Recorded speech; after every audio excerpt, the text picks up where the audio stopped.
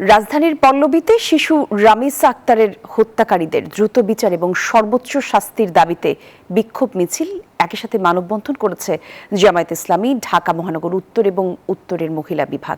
বৃহস্পতিবার সকালে এই বিক্ষোভ মিছিল এবং মানববন্ধন অনুষ্ঠিত হয়। মানববন্ধনে রামিসা হত্যাকাণ্ডের সঙ্গে জড়িতদের দ্রুত ফাঁসির কাঠগড়ায় দাঁড় করানোর দাবি জানান নেতারা। বিক্ষোভকারীরা 7 দিনে সারা দেশে 4টি শিশু হত্যাকাণ্ডের বিচার এবং একই সঙ্গে স্বরাষ্ট্রমন্ত্রীর পদত্যাগের দাবিও তোলেন। প্রত্যেকটি বিষয়ে সরকারের কাছে জবাবদিহিতা দাবি করেন তারা। দলের পক্ষ থেকে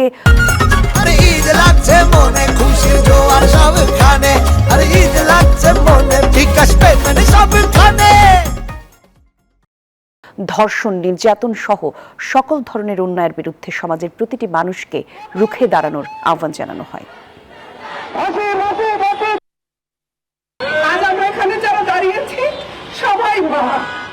আমি যখন রামিসাদের বাসায় গিয়েছিলাম, বাবা মার চেহারার দিকে তাকে আমার বারবার মনে হয়েছে আমি একজন মা। আজকে যদি ওই জায়গাটা আমার হতো, আমার জীবনটা কেমন হতো।